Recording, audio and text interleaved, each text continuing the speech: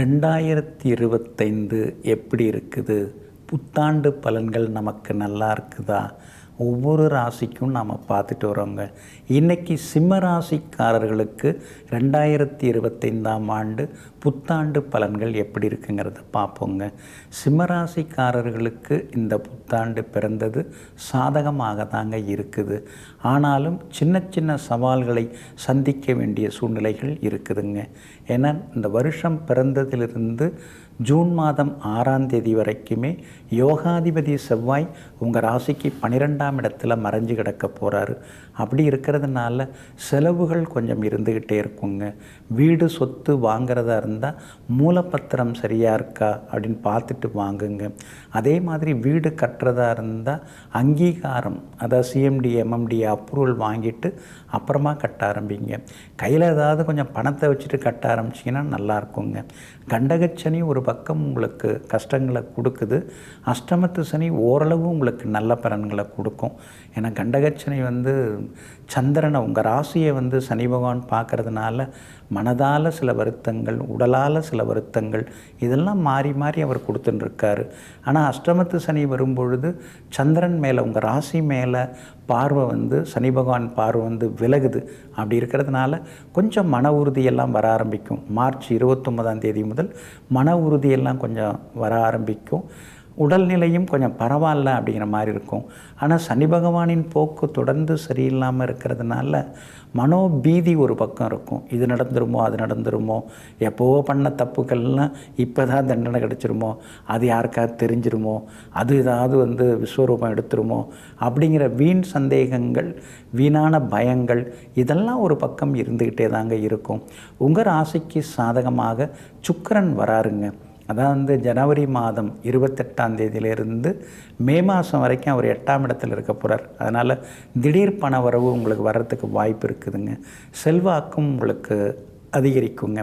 எல்லா வகையிலுமே சுக்கிரன் மே மாதம் வரைக்குமே உங்களுக்கு சாதகமாக இருக்கிறாரு.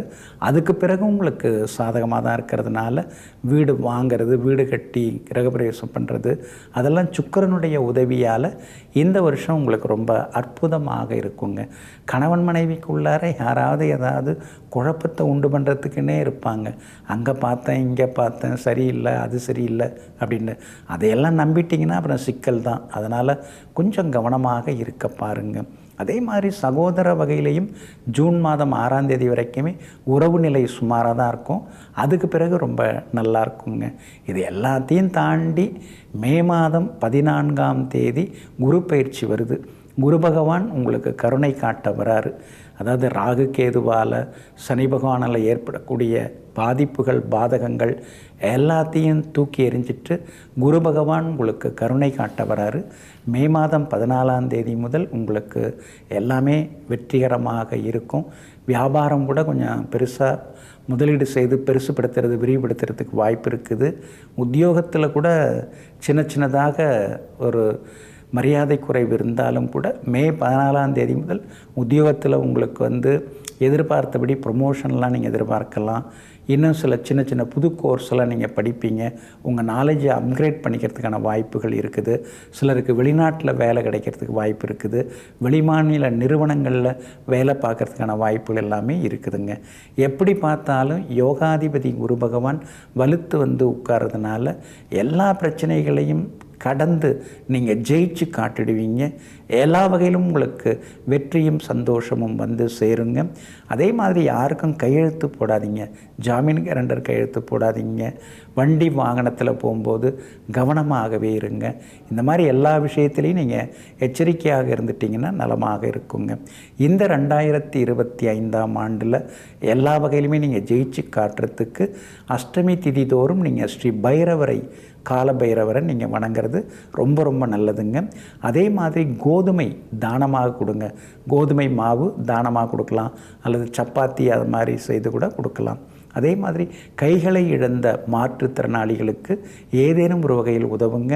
இந்த 2025ஆம் ஆண்டு சிம்ம ராசிக்காரர்களாகிய உங்களுக்கு முற்பகுதி முன்ன பின்ன இருந்தாலும் மத்திய பகுதியிலிருந்து மகிழ்ச்சியை தரக்கூடியதாக இருக்குங்க. உடனுக்குடன் செய்திகளை தெரிந்து கொள்ள சன் நியூஸ் பெல் ஐகானை கிளிக் பண்ணுங்க.